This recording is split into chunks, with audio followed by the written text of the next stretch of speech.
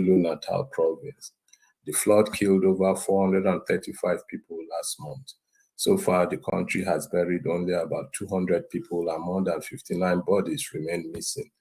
This weekend, the Laloso family buried 9 children between 2 and 10 years old. These children were washed away at night when violent water swept through their homes, taking everything on its path. The flood is the most deadly in South Africa's history. In Kinshasa, the capital of the Democratic Republic of Congo, plans are in high gear to welcome Belgium's King Philippe and Queen Mathilde. They will make an official visit to the country in June. The royal family and some government ministers will be in Congo from the 7th of June to the 13th. In June of 2020, at the peak of the Black Lives Matter movement, King Philippe expressed his deepest regrets for the abuses his country inflicted on the people of the Democratic Republic of Congo during the colonial era. It was the first time that a royal family member had expressed remorse about the crimes against humanity that his countrymen perpetrated in Congo. The brutality by King Leopold of Belgium is considered one of the worst in human history. Colonialists from Belgium raped and killed millions of Congolese and left more with amputated hands for failing to work on farms and rubber plantations. At the 1884 Berlin Conference, where European powers ended their scramble for Africa, the King of Belgium, Leopold II, claimed Congo as his personal property. Congo gained independence in 1960, and 6 months after, agents of Belgium and the United States killed the elected Prime Minister Patrice Lumumba. I am Chido Onuma. It is 8:30 a.m. in Vancouver, British Columbia, Canada.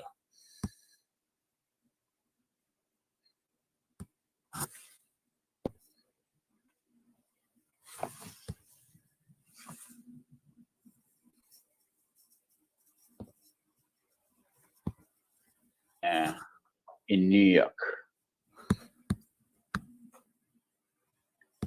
It is 4:30 p.m. in Nigeria. It is 5:30 p.m. in KwaZulu-Natal province, South Africa. Wherever in the world you are joining us, welcome to another edition of 90 Minutes Africa. On our show today, we have the gadfly of Nigerian politics. He's a human rights activist, leader of the Revolution Now movement, publisher of Sahara Reporters, and a presidential aspirant under the African Action Congress Party in the 2023 election. Please welcome to the show Omoyele Sowore. All right. So Omoyele Sowore is going to join us in a few minutes. We are waiting for him. We were in touch with him, and all of a sudden, we can't locate him. But we are going to get him to join us. Okay, I think he's calling me. Hold on, okay. This is live TV. That's how it is. Hello? Yeah. Hello? Okay. All right. Okay. In 1 minute. All right. Okay. So when he joins us, we are going to talk about several things: the situation in Nigeria, his presidential aspiration, what's going on with his political party, the African Action Congress. So in a moment, he's going to join us and we will talk about that. In the meantime, let me give you a video of Sowore, who just last week was able to leave Abuja for the first time in 3 years. And he went to his hometown of Ondo, and this is how people received him.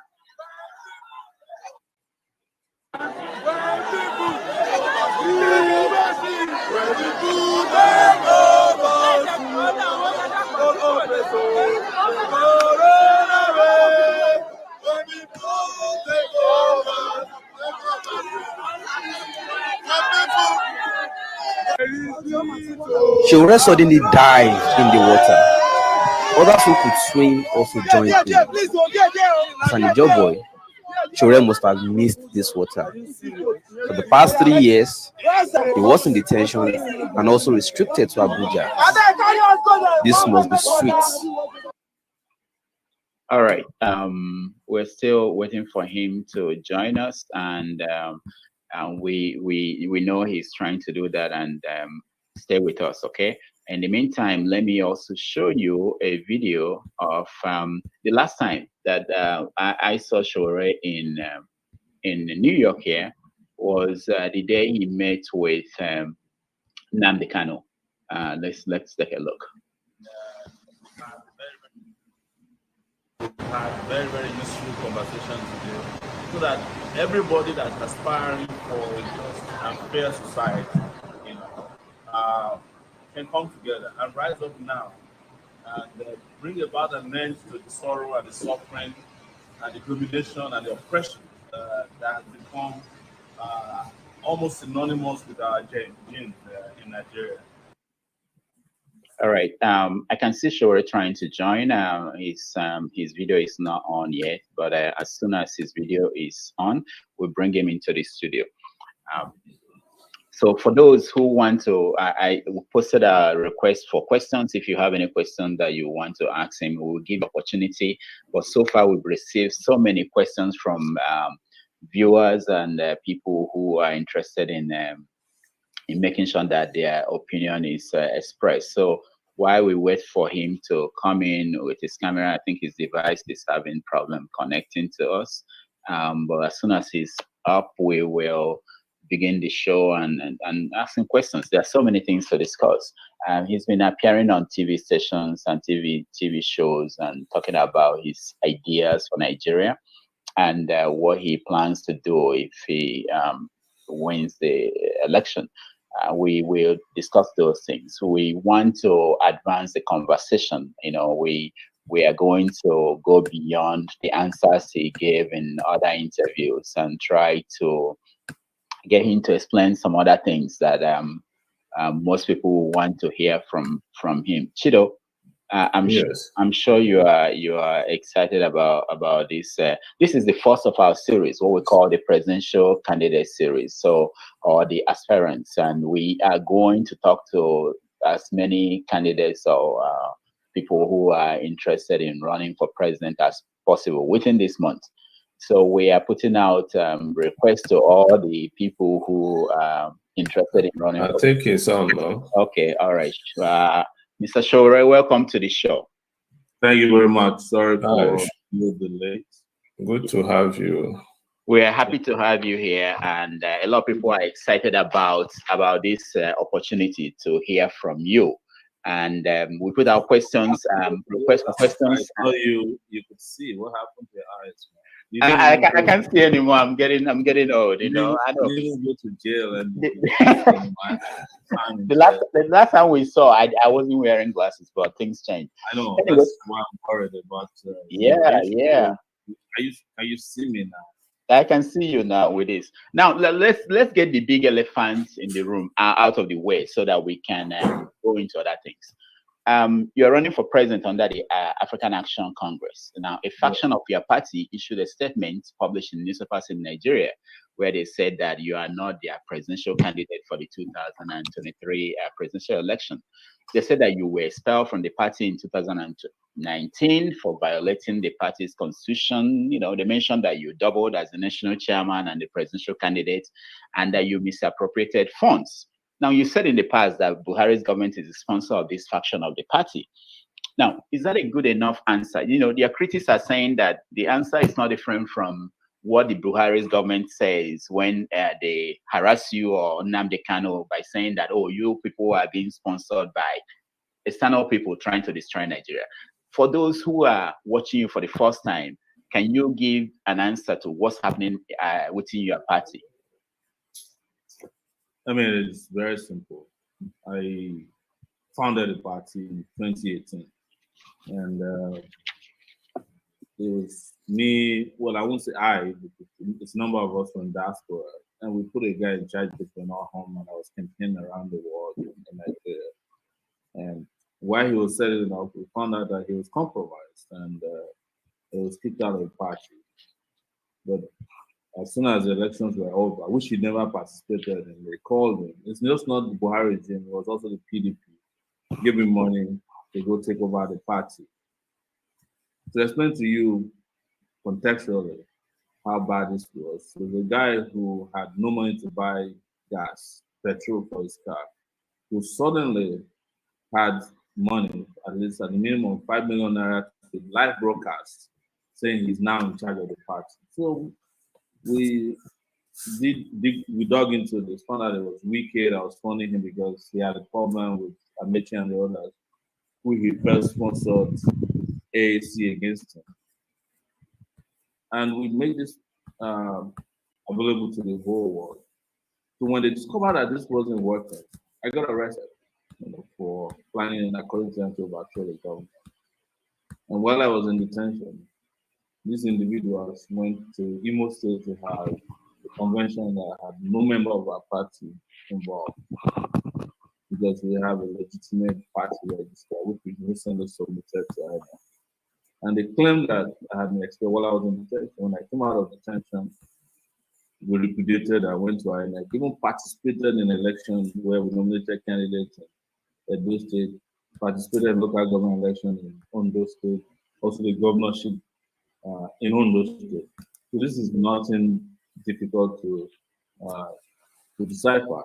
There's nothing. I was never involved in party financial activities.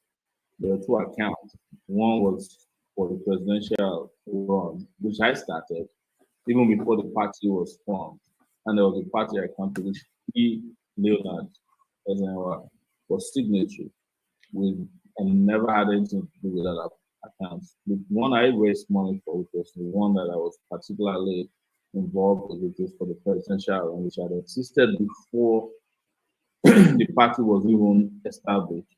When we were done with the election, we released the statement of account for that particular account because it was for the presidential run, personally to raise money for it and go fund the account in Zenith Bank.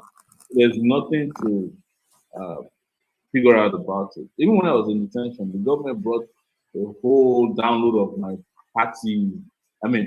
my presidential run account at Zenith Bank. They downloaded everything and showed it to me, and they were asking me questions about everything. When they were done with it, they were surprised that there was nothing there hidden. It was all the donations and the expenses matched accurately. And they said it was this individual who told them, that was DSS now, where I spent 4 months, that was how I was raising money to overthrow the government. Are you getting my point? Mm-hmm. So there's nothing there to really worry about. I'm not worried about. I have been through this before, where people just accuse me of things I'd never done. There was a lady. Well, are you saying this has no impact in your campaign, or it's not something the party is concerned about? I don't understand what you mean. I mean, the public, with people read stories like this and they know you and your background. Does it not worry you? No, it doesn't. When I was arrested, the federal government claimed that I went to Dubai to receive $100 million to overthrow the government. That was the allegation. In fact, I was initially charged for money laundering. It was one of the charges. But the moment they discovered I've never been to Dubai before, they quietly withdrew the charge. So it's not new. This was 2019 when I was arrested. And you know this, the federal government issued a statement, the DSS, that is the secret police, issued a statement. But sorry, Sowore, that's the question. And I'm not saying this I'm not being glib about it. You're telling us now, and we're aware of this. Not many people, like millions of Nigerians, don't know this interaction with the DSS. The government held you for months, and when it was convenient for them, they did what they had to do. But I'm looking at their own propaganda, so to say, does for your own image and the image of the party. Is that not something to be concerned about and find a way to put this to rest? No, it is. We have put it to rest by releasing the account, which is still online today. And by the way, I'm the only presidential candidate probably in the history of Nigeria that's ever released to the public my income and expense account. It's still available today. You can Google search it. It's on YouTube. It's available everywhere. Nobody has faulted it. Like I've told you, there are two tranches. I mean, there are two tranches of income for my presidential. For the party. The party was established in August of 2018. My presidential run had existed before then. Are you getting my point? And then two accounts were open. One of them was on GoFundMe that had received over $140,000. And then there was a local account, and combined, we raised about 157 million to 160 million naira when all of them are combined, exchange. And I'm saying to you that we have explained to the public, and it's available online. You can Google it, the accounting of what happened to the money. Nothing else existed beyond that. But it's very convenient in Nigeria. The moment they hear money, you stand no chance of explaining yourself. But this is made available. And so you can't rule out the place of propaganda. I think they lie against you, say, oh, Sowore took money, for people never explain. But the moment you present them with copies of the accounting, they disappear into oblivion and they'll come up with something else. And that's why I gave you the example of how the federal government itself claimed that I went to Dubai in 2019 to take money from whomever would never reveal, to come back to Nigeria and overthrow the government in revolution now. And when it was revealed to them that I've never been to Dubai before because they got a copy of my passport through a court order, they quietly dropped those charges of money laundering. I don't know if you were aware of the money laundering charges against me. Yeah. Yes. They never did. They also quietly dropped the cyberbullying charge against President Buhari, because there's a provision in the cyber stalking law, whatever they call it, that if you accuse somebody of cyber stalking you, you must be willing to appear in court to defend the charge, how you were cyberbullied. And Buhari would not come to court to say I cyberbullied him because he doesn't even read newspapers. So they dropped that charge as well, leaving us now with one charge only, and this was treasonable felony. And two judges have disappeared over these charges. Yes, we are now with a third judge who has refused to assign a date to that case. So I'm just reiterating once again that there's nothing like that. I have immense understanding of how the world works. And if anything like that existed, by now I would have been proven wrong. Somebody would have said, oh, your accounting is inaccurate, or you took money for so. They even accused me of staying in a hotel for a whole year, and that I was paying a certain amount per night. And when they were confronted with the reality, which was that I came into night before 2018, I do not spend more than 1 week in Nigeria for over almost 19 years.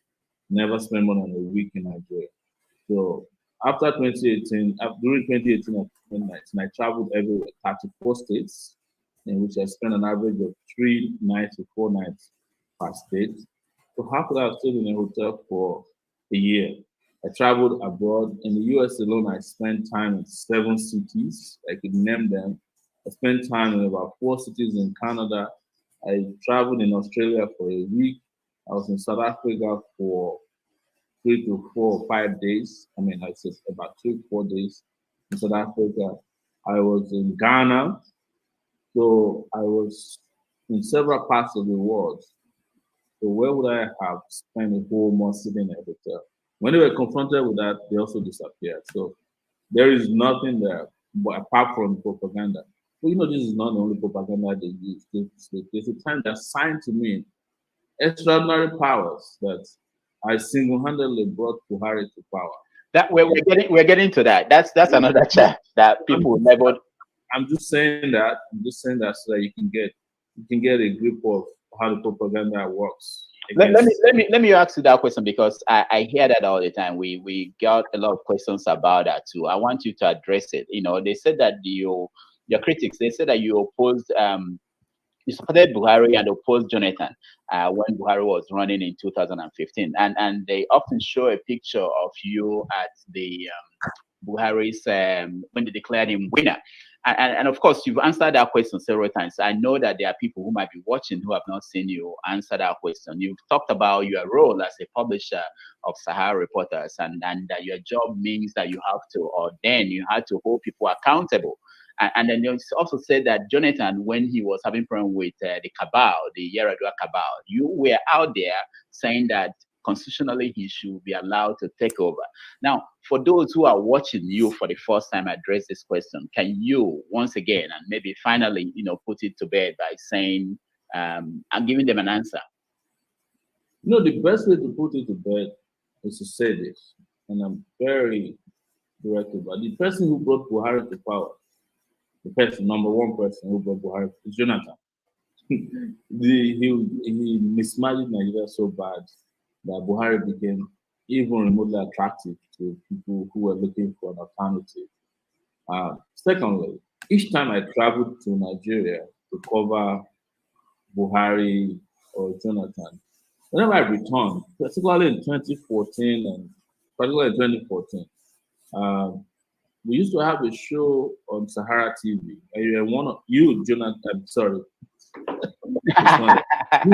Rudolph, used to be one of the people who interviewed me on my trip. And so I would explain to you what happened.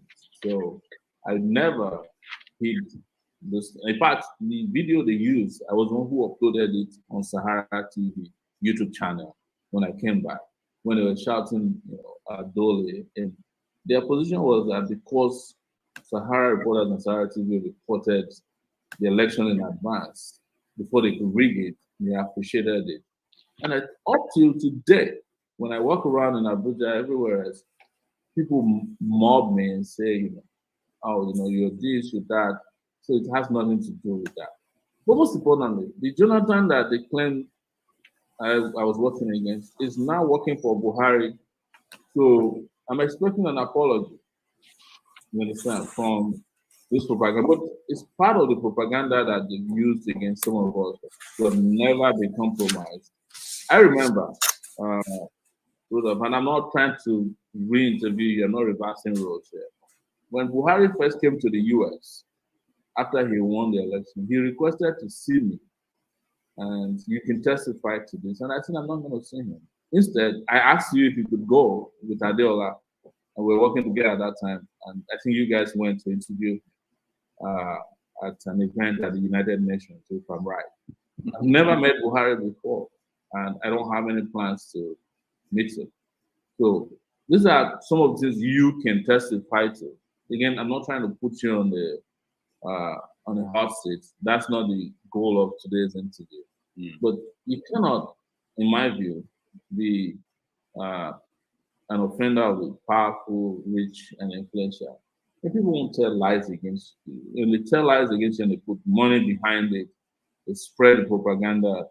But I shrug it off because I know what it's about. I know what it takes to do this, to make someone who is uncompromising, who doesn't play games, to look bad in the eyes of the public, because they have the funds, they have the ability to do all these things, because they understand that the public is gullible. But over time, people are now getting to understand all these things, and I think it will be clearer to more people as we move forward.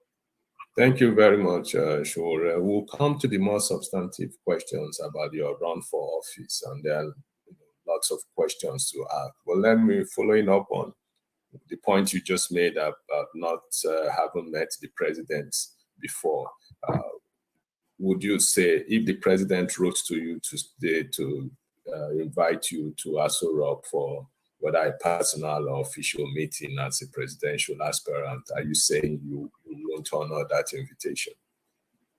I won't accept it. I don't need to see the outgoing president to become the new president of Nigeria. I don't believe in this.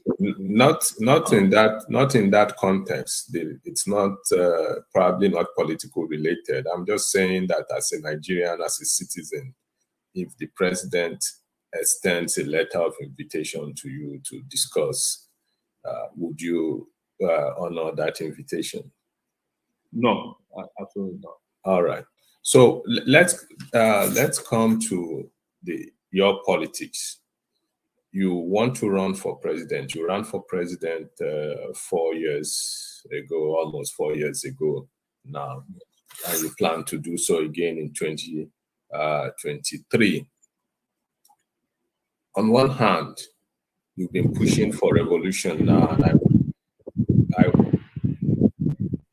I watched your interview on the Falola interview series, if I'm not mistaken. I think it was sometime last year or early this year, I don't remember now, where you spoke so eloquently about the need for revolution in Nigeria. What does Omoyele Sowore want? You want a revolution, or you want to become the next president of Nigeria through a democratic means? I've said it before, and I'll repeat it here, that the most powerful form of revolution is the will of the people. And in asking for a revolution after the 2019 election, I realized that the electoral system cannot deliver electoral justice to Nigerians. And a revolution needs to happen. And it's required that this revolution takes all forms, including helping to expose fraud that lead to votes not counting in elections, and that to spark an understanding by the people that the revolution is the only way out. But on the other side of it, I am convinced that if I were to become the president of Nigeria today, they allow votes to count. That revolution that I'm asking for, which would change the dynamics of relationship between the led and the leaders, or the ruled and the rulers, will come about, because I'm the only candidate that is fighting for change of the constitution, and the candidate who believes in referendum in the constitution, and the candidate who believes in changing the constitution entirely, that believes in redistribution of wealth and resources, believes in the right of people to determine their future and geographical boundaries. That will, even those who are calling for restructuring, whichever way they want it to happen, they're also asking for a revolution. So that is what is this about. You cannot ask for a revolution and go and hide without exposing the flaws of the system. And some of the ways we expose the flaws of the system is to participate so that people can see that this system has nothing whatsoever. And you think this message is resonating with Nigerians? Oh, I believe so. I believe so. I think one thing I've understood about Nigerians is that it takes a while for anything at all to sync with Nigerians. And you have to be persistent and consistent in telling them, look, see what we're talking about. Let them see that you are always out there. After 2019, every other candidate I know of went to sleep. But I kept pushing for revolution. I kept pushing for consciousness. I kept conscientizing Nigerian youths. And I believe that part of the reason why they rose, they woke up and did NSAS was because somebody kept talking to them about the inadequacy of the system. And after that, everything changed. But listen, if you want a revolution, you have to work towards it. You can't just go sit down and hope that these things will automatically take place. I'm sorry, there's no electricity at this point, so it came back. Okay.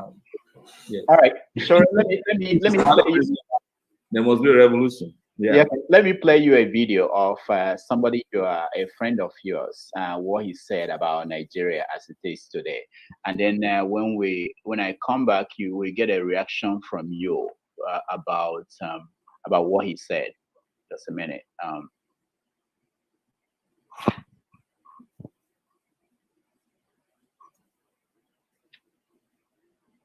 Okay, let's play.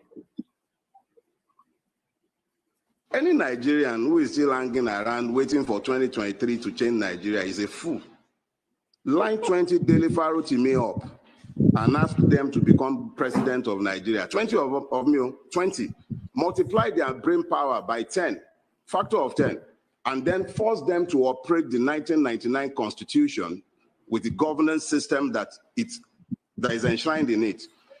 We shall fail spectacularly. The problem of Nigeria can never be resolved by personnel changes. The system is designed with impunity undergirding it, and it can never deliver anything positive to the Nigerian peoples, be those Yoruba, Hausa, Igbo, Fulani, whatever they care to be. Make an Igbo man president of Nigeria in 2023 and force him to operate the 1999 Constitution. Complete waste of time. Igbo will continue to suffer the brunt of the wickedness of the Nigerian state.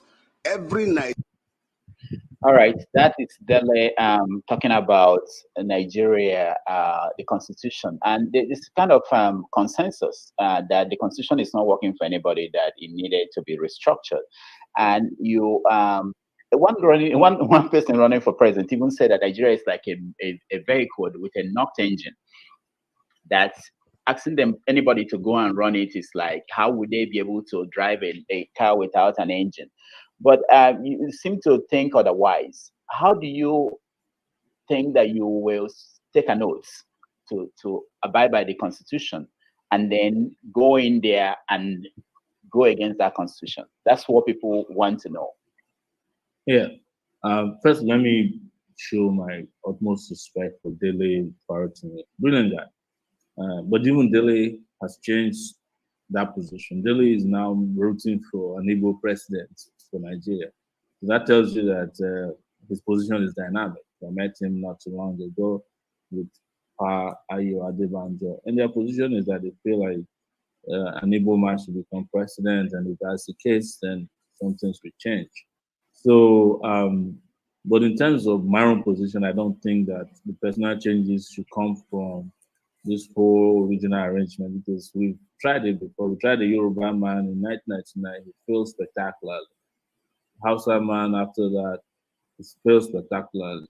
And the John man for the first time running Nigeria through Jonathan, failure, spectacular failure.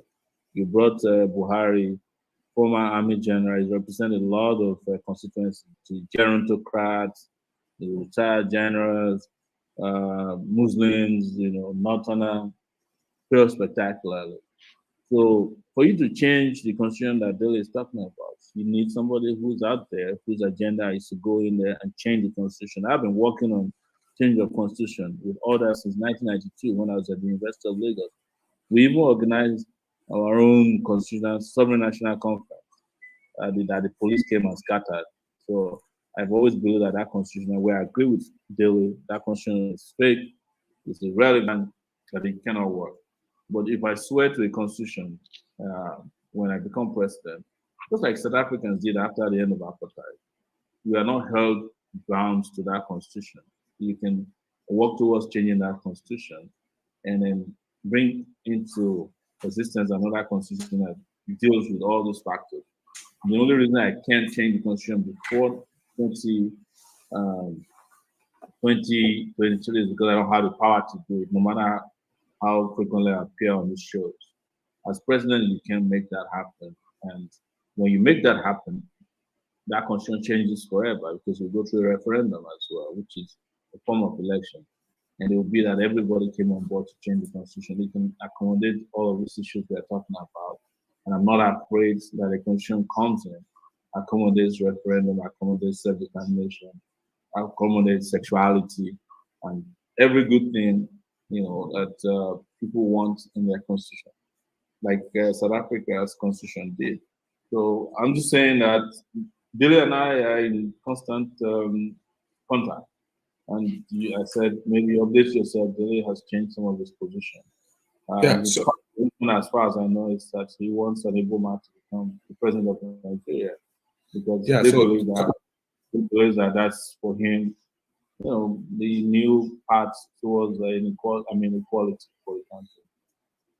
So, going back to that question, I would like to argue that you can find competent people from across the country, and people are worried that sacrificing this for the unity of the country. And I think that's the point of view, and I'm not speaking for Dele now, where the tangent from which the likes of Dele and Pa Adebanjo are taking. Are you not concerned about the unity of Nigeria, and if there's anything we can do? Because even as president, you have to have a country for you to be able to govern.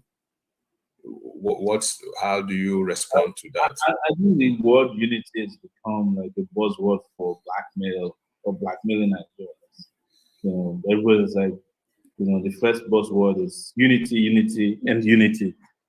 Has anybody talked about justice? Yeah. So they go together, justice and unity. You can't have unity without having justice. Yes, but that is not going to come to any part of Nigeria by simply zoning the presidency to a section, in which you still leave the political elites who are the source of injustice to determine the winner. I am saying, for instance, and I'm not in any way denigrating anybody, that if you zone the presidency to the Southwest and it produces Bola Tinubu, you have just done greater injustice to the Southwestern people of Nigeria and the rest of Nigeria, because it's going to continue with the policy of the Buhari regime. If you zone it to Shibaju, who is a pastor, a coward, you are not doing anything to change the face of the socio-political situation of Nigeria. Let me finish. If you go to the Southeast and you give me Nnamdi Kanu, Ojiuzo or Kalu as the president of Nigeria, you're not doing any justice to the desire for a better country. If you give it to Sowore, and Sowore is able to provide a third Niger bridge, he brings justice, he respects the rights of people, he brings jobs, he brings infrastructure, he provides a level playing field for everybody. Why would the Igbo man not be happy about? Why would the Hausa man not be happy about that? Why would the Jaws not be happy about that? And I've joked about it, that if it is such a regional thing, that it must be the turn of the Igbos. Don't forget that IPOP says that Biafra starts from Ekpe. So I'm Biafran, So all the way from Ekpe to the last city or states in the southeastern part of Nigeria, which is what IPOP people are saying. I'm not excluded, but I'm not playing any regional, ethnic, ethnocentric politics. I have to be very clear about that. Nigeria is in need of a leader that believes in justice, equity, and fairness. And I know that this is also buzzword you hear from time to time. And let that happen. Let the people of Nigeria determine the best of their leader. Don't zone leadership to incompetent people who are going to still put us, because we've seen it before. We've tried it before. In 1999, after the end of military rule, which you and I contributed to their demise, we went to sleep, and we allowed the same people to choose the person to which the presidency should be zoned, because Abiola was killed or died, whichever way you look at it. And who did they produce? Obasanjo. Obasanjo was in power for 8 years. He could not construct a highway from Lagos to his hometown. He did not bring in jobs. He didn't bring in justice. He didn't do anything for everyone. And then here we are, And they said, let it go back to the north. Then the north produced a man with no kidneys. He was sick, and I'm not mocking him. And they knew that he was not going to survive it. And then in the course of that, he came back to the Jaws, the fourth largest ethnic group. The political elite chose for the Jaws a PhD holder who was clueless. Look at where we are today. And then when we're done, they said, oh, it's time for this thing to go back to the north. Went back to Katsina, and they produced Buhari. Okay. We are still zoning now, right? We zone it back to the north. The north produced the worst of them. For 8 years now, we are regretting it. So why is it that we haven't learned anything? Now, you let them introduce their buzzword again. We want this to be zoned to the Igbos because they've been marginalized. So whatever is in the political class. What I'm saying is that all of these decisions are not from us, the regular people. It came from the political class.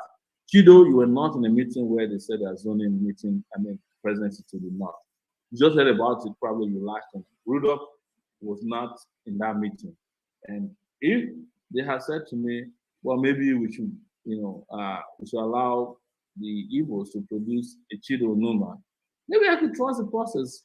But when they are considering who to become the presidential candidate, the political class now, from the southeastern part of it, they're not going to choose you, even though you have a PhD. They're not going to choose Rudolph Okonkwo because it's never going to be chosen. He doesn't want to come back home. They're going to choose the worst factors possible, and have you guys argue about that for the rest of your life until another 8 years is gone.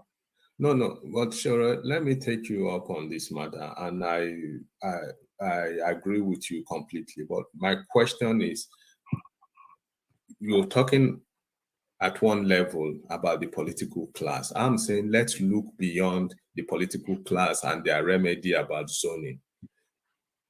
You and I know, and we've been in this for decades, there are people who believe this. So when you talk about Nigeria and you want him to be the president of Nigeria, there are people who genuinely believe this country is a phantom. Some describe it as a contraption.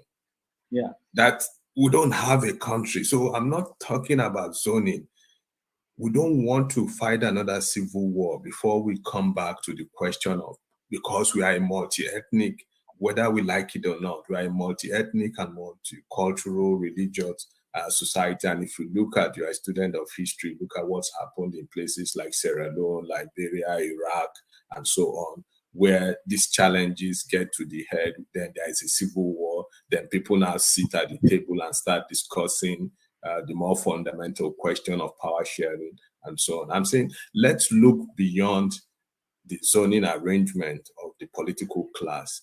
As an activist, as somebody on the progressive side of politics in Nigeria, what to you is the biggest challenge this country faces today? Because for you to be president, you have to be president of a country.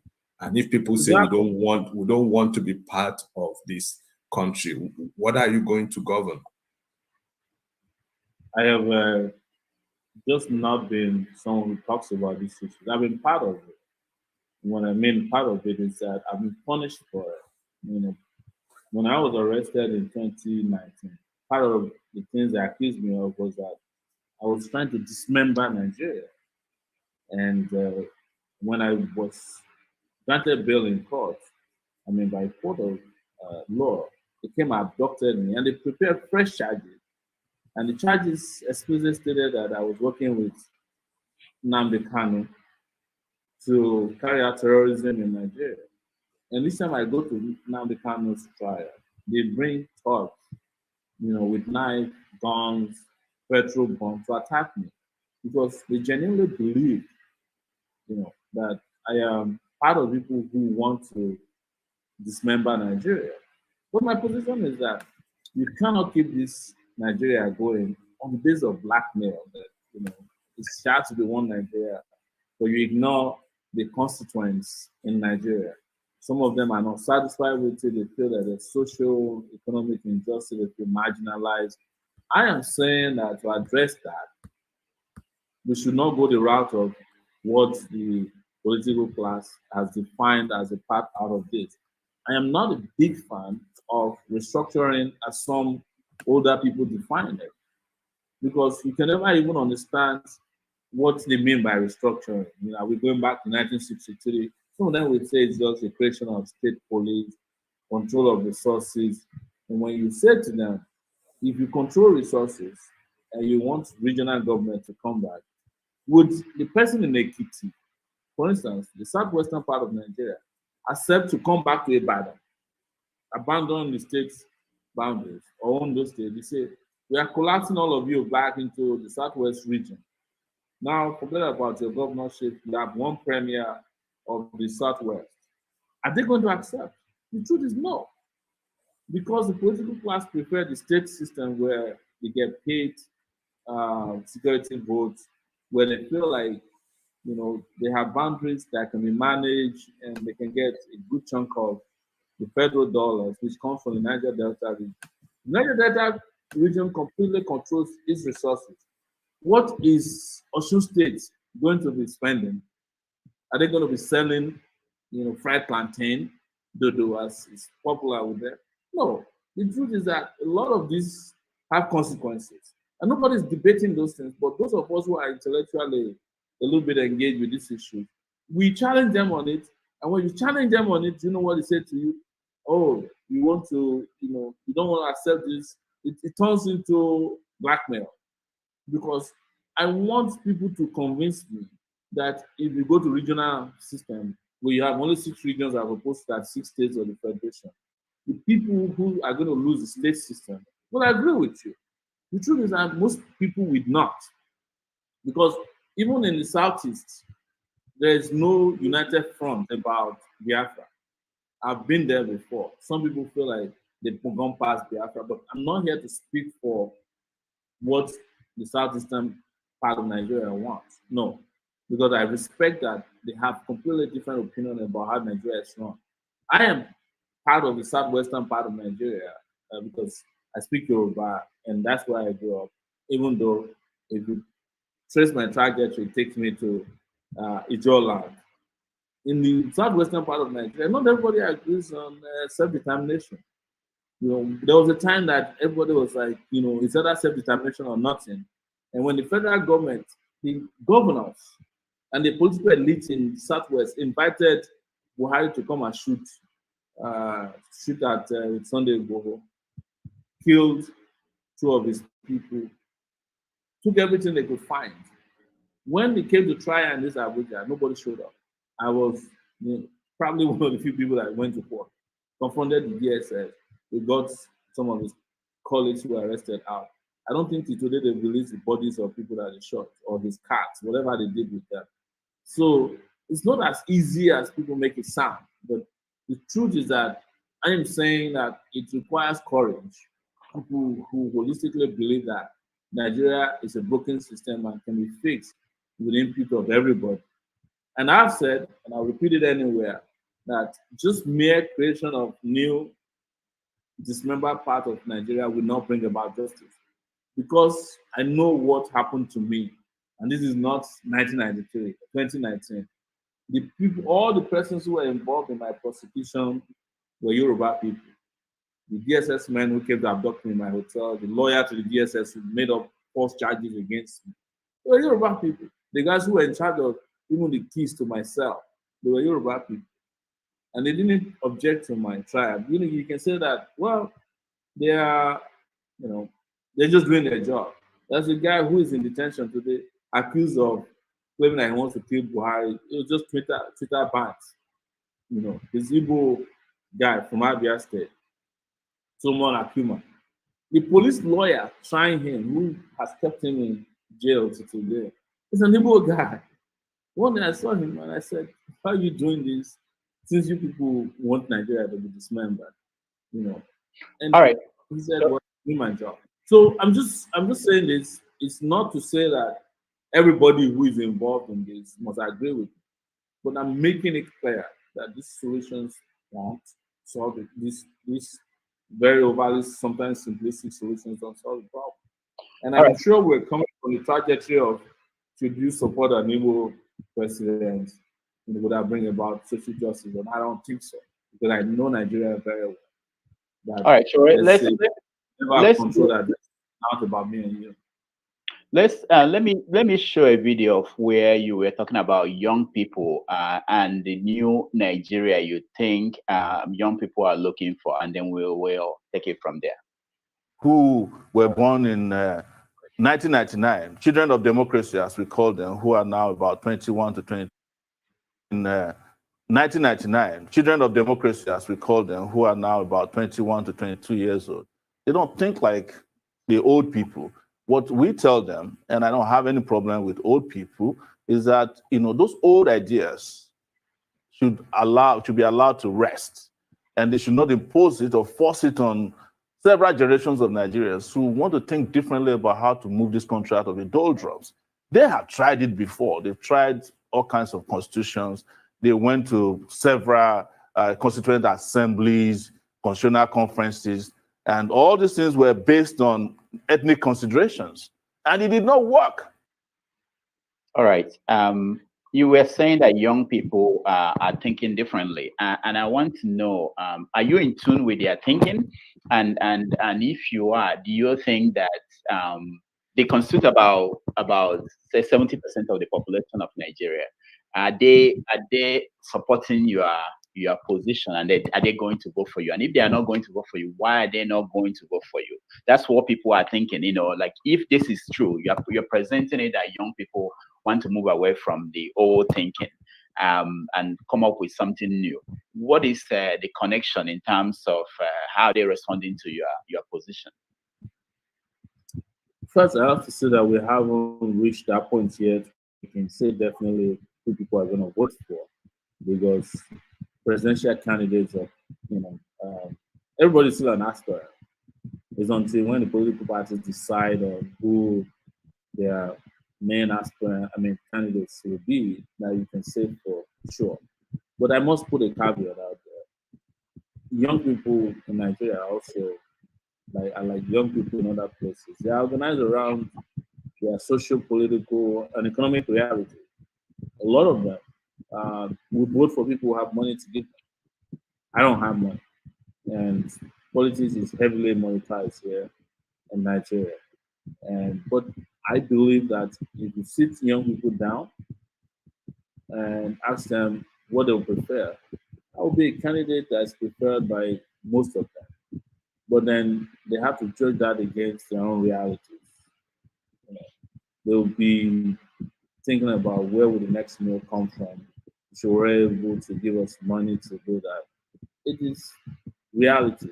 But I should say that we've not reached that point yet where you can write them off, where you can say, well, who are they supporting? Because a lot of them are still very quiet. They're watching in the background what should be done and who they should support. But I've seen very amazing level of support, organic support for me since I started running. That makes me feel good about the future. But I cannot, in all honesty, rule out the other factors. What is famously or infamously known as Nigerian factor. I can't rule them out. Okay, let me one last question on this structure and the issue of Nigeria, because it's not, I want to make it clear. People are writing that Nigeria is a scam, that we don't want Nigeria. I want to make it clear your position. Let me refer you to something that Chukwuemeka Odumegwu said in 1969, and he said that the Federation of Nigeria is today as corrupt, as unprogressive, and as oppressive and irreformable as the Ottoman Empire was in Eastern Europe over a century ago. In contrast, the Nigerian Federation, the form that it was constituted by the British, cannot, by any stretch of an imagination, be considered an African necessity. Yet, we are being forced to sacrifice our very existence as a people to the integrity of that ramshackle creation that has no justification, neither in history or in the freely expressed wishes of the people. That was 1969. And we've gone all these years, and it looks like as if the sentiment is still true today. Is Nigeria an African necessity for you? And does it have any justification in history or the freely expressed wishes of the people? As you know, I don't know if you're there, I met Jim Ojukwu before he died. I think in Rhode Island. And some of these positions, I don't know, maybe with age have changed, but I'm not here to make that an issue.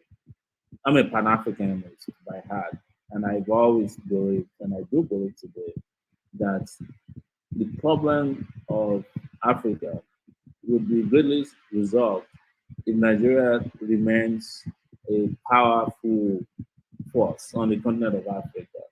If Nigeria continues to grow in prosperity and progress. But I'm not going to be in denial that Nigeria has not achieved or attained that level of progress that can make it a proud African base. And it's not only Jim Ojukwu who feels this way, but even before Mandela died, he said to one guy here, who's Nigerian, who was an ambassador to South Africa, that if Nigeria gets it right, Africa. I'm paraphrasing him now. But until Nigeria gets it right, Africa will not get it right. So it is just the truth that as a people, we can become the pride of Black Africa, and we can also become a disgrace to Black Africa. But I've always said it, and I've been concerned about it. I don't believe that by tearing Nigeria apart, that automatically a part of it or a part of Africa will emerge that will solve the problem. And that's why I've always focused on leadership and justice, as opposed to some of the definition that people casually give. I mean, or some of the solutions that people casually give about Nigeria or Africa, like, oh, if you break up Nigeria today, everybody will be fine.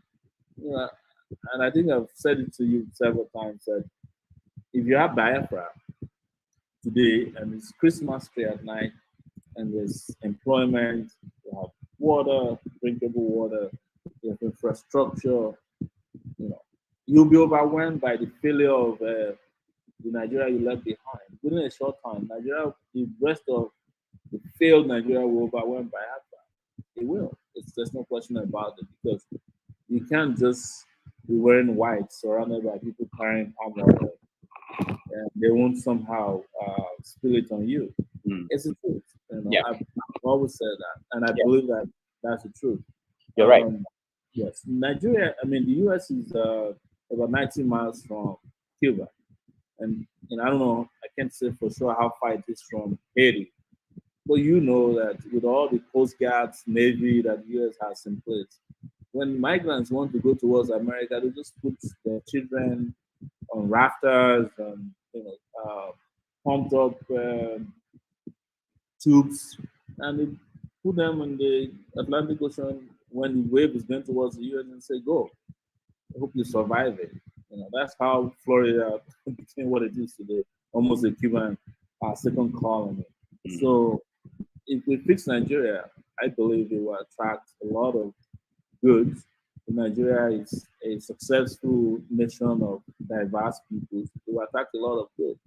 But if we don't, if we break it up, every part we inherit their thieves, we inherit their maladministrators, we inherit misery. Because Nigeria did not become what it is today just because of Fulanis alone or Hausas alone. It's a collaboration of an evil set of people. All right. Let me go to what will happen if you become president today. Whoever becomes president in 2023 will face two major crises. One of them is oil subsidy. The other one is debt that we owe. At this point, just servicing the debts is taking all the resources, revenue of the country. Oil subsidy is taking all the revenue. I don't know why people want to be president, come 2023, and how they will deal with that. You have talked about how you will deal with oil subsidy in other interviews. I want to play one of them and then get your reaction to that. This is why you should know that there's no problem with Nigeria. If people can pay 100 million naira to get to become, and I'm talking about people who should know. You understand? They know that there's a hidden treasure in Nigeria that you and I don't know. I won't say you and I don't know. They know Nigeria is rich, it's prosperous, and they know that if you invest in the leadership of Nigeria, you can never be poor for the rest of it. That's why somebody will wake up, right? And go and put 100 million naira to buy a form to become president of Nigeria. I don't think people in Haiti will do that. I don't even think Americans will put that amount of money to buy the presidential form. I don't know. You know more about American politics than I do. I always tell you that I don't care. I don't pay attention to American politicians and politics. I'm always focused on Nigeria. I don't see an American putting like what would 100 million naira be? Probably be $50,000. I don't see that, because the first question people ask is that, where do you get money from?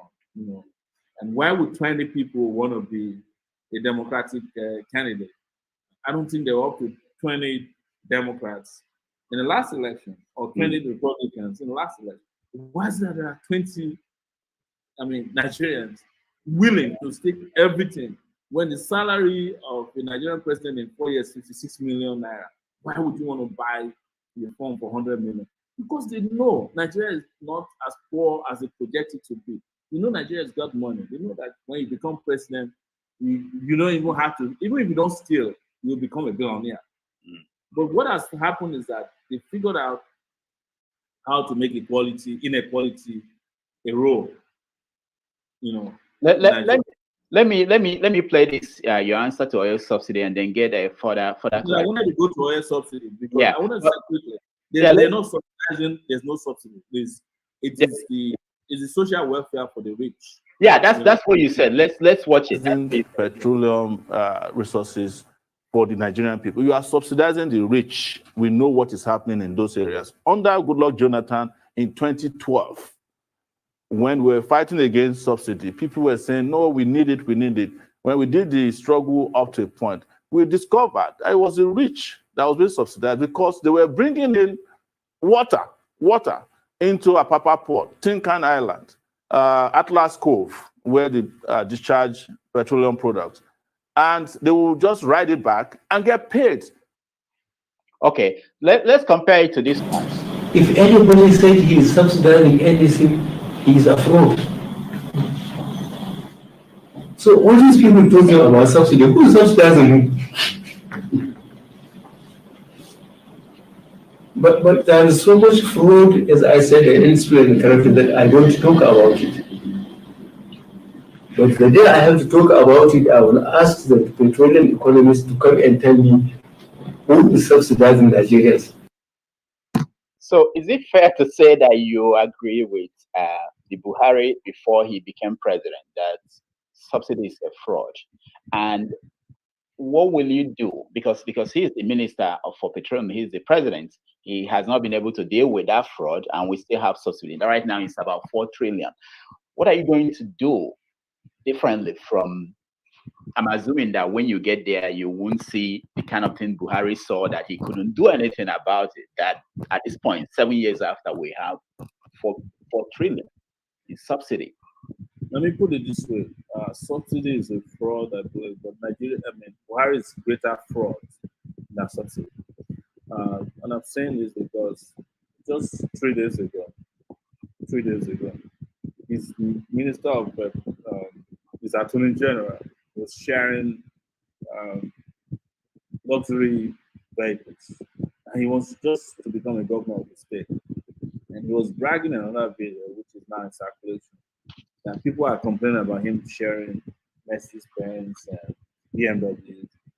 They will get to a point where he'll be sharing airplanes to people, jets. That tells you, it affirms my position that there's no subsidy. They're just subsidizing the rich. They're stealing and robbing Nigerians blind. There's no question about it. But the reason why I said Buhari is a fraud is that probably when he discovered that subsidy is a fraud, he overlooked it and was using it to serve his own people. So we just have a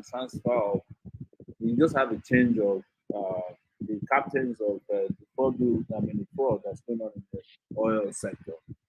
What I would do, so that you don't say I didn't provide any solution, is that I will fix our refineries, and I believe those refineries can be fixed. We can fix refineries by giving refineries repairs to bricklayers and people in government who are your friends. Buhari is not in charge of Nigeria with respect. The man doesn't have, it's just a mannequin, has no presence of mind to govern a country. He's sick, both physically and mentally. And they know how to dribble around me, but you can't dribble around me as president of Nigeria because I'm mentally alive. So that's the difference between me and Buhari. And by the way, for trying to compare me with Buhari, I'm going to have my lawyers reach out to you. No, I found that strange that, you I was surprised. But anyway, Chido, go ahead. Yeah, before we bring in the audience, they have lots of questions to ask. I'd like to go back to the question of money you raised. You said you don't have money, and you agreed that politics in Nigeria is highly monetized. I mean, I'm not even talking about the amount of money you would spend going around the country campaigning. Even on election day, you need billions of naira to keep polling agents to protect your vote and so on. What are your plans to overcome this handicap, if we can call it that? Well, it's not a handicap for as long as we apply wisdom and strategies to raise funds.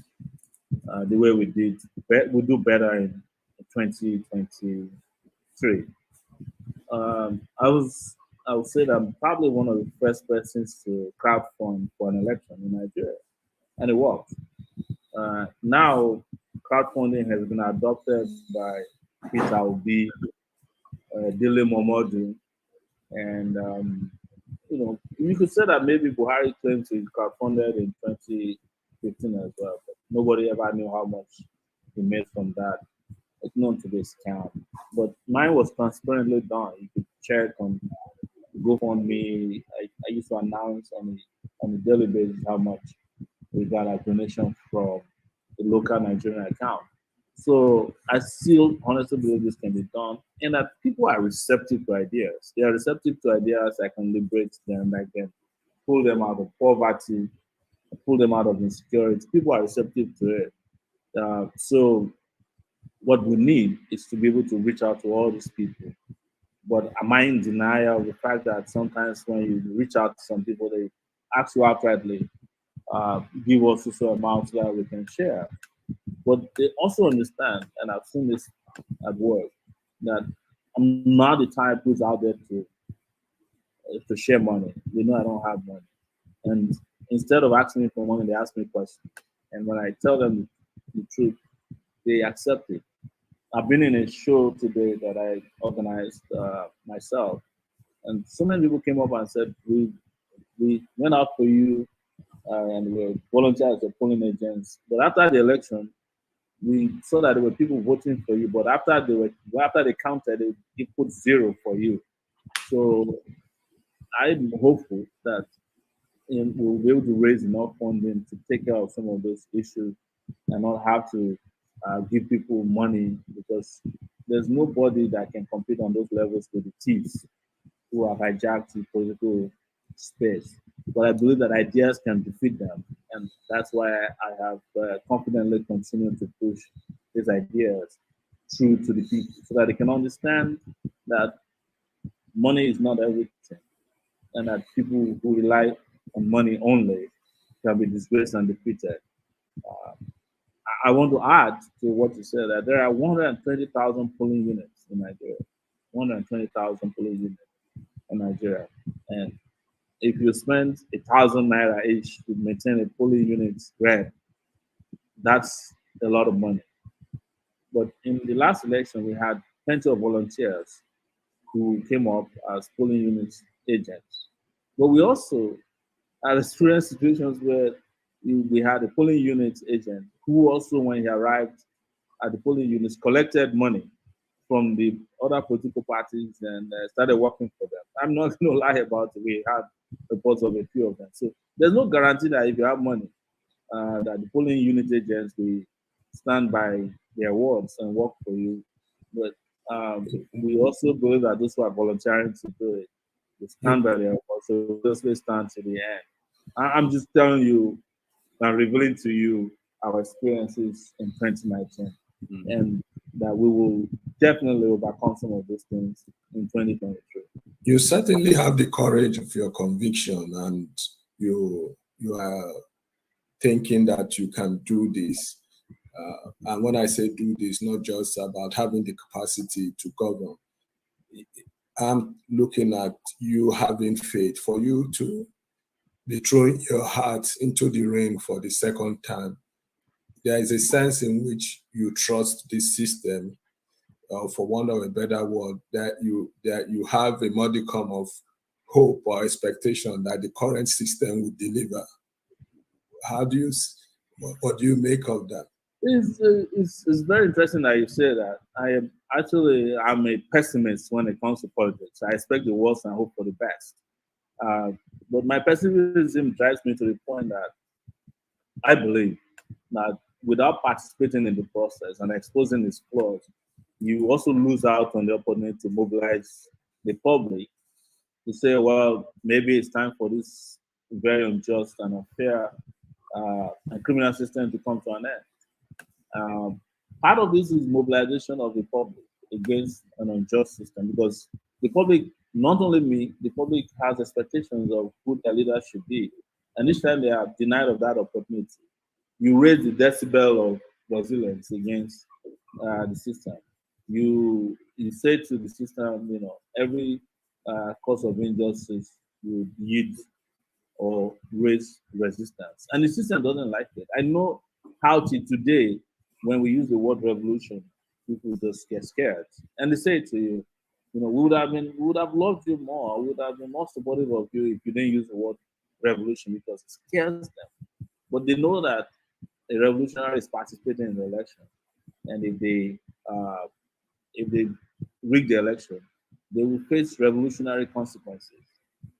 Okay. All right. So now we have people who want to talk to you. I will ask them to turn on their camera so that we can bring them on.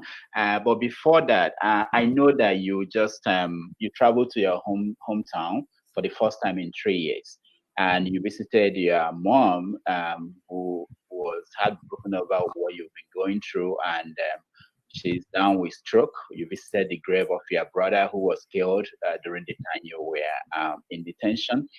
And you've not seen your family in America for more than 3 years.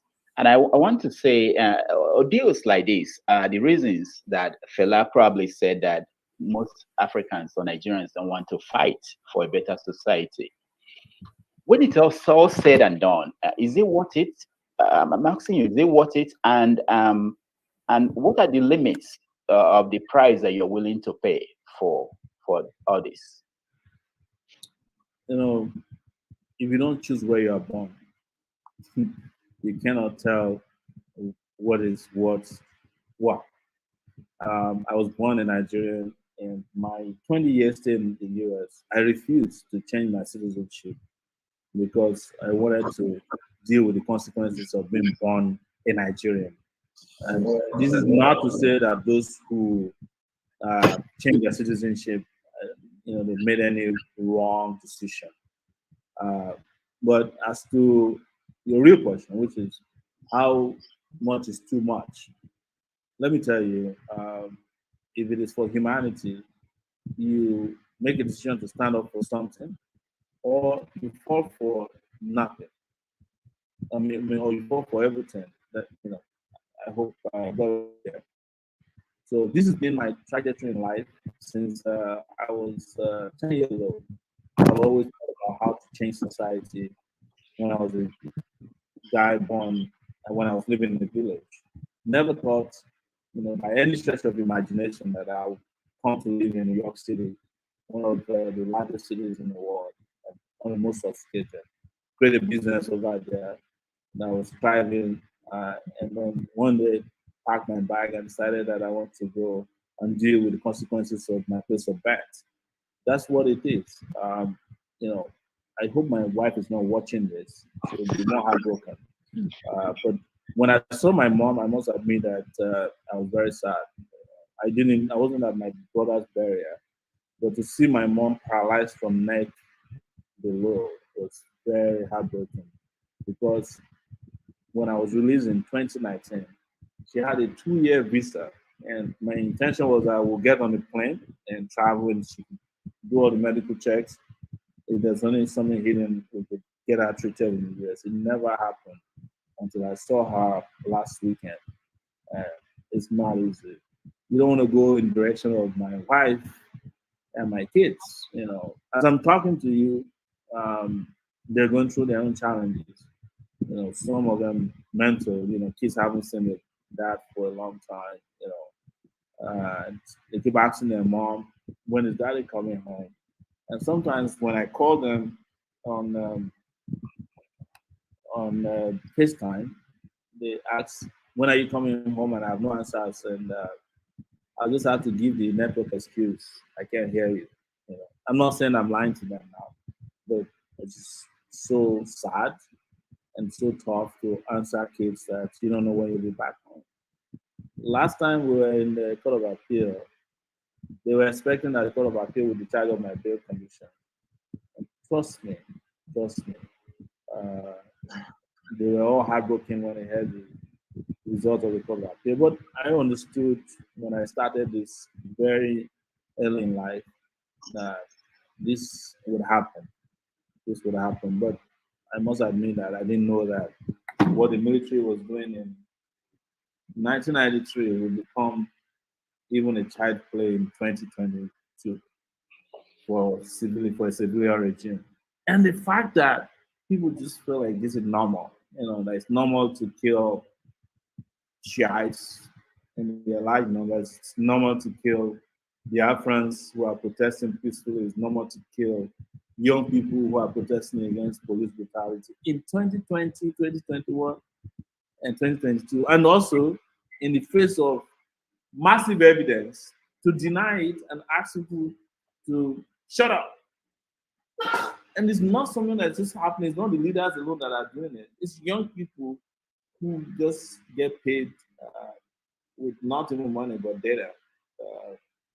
It's All right. hard. Let's get our audience to join the conversation. I have Ovie, Peter, and Ifeju. Ovie, what is your question? Please make it short so that we can get as many people as possible. Okay, I've got two questions. Okay. The first one is around the media house. Sowore you founded, or you still largely in charge of, and which has rose to about $10 million within the space of 10 years. I mean, correct me if I'm wrong, which is where, if that is accurate, I must say kudos to that.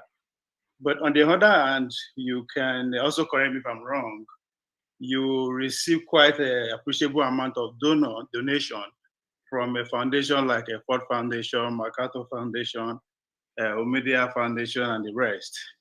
Knowing the history that, Nigeria as a nation, as a society have with this kind of, relationship, do you think the power brokers in Nigeria will actually trust you with the number one seat, knowing that you have this kind of relationship with the other side of the fence?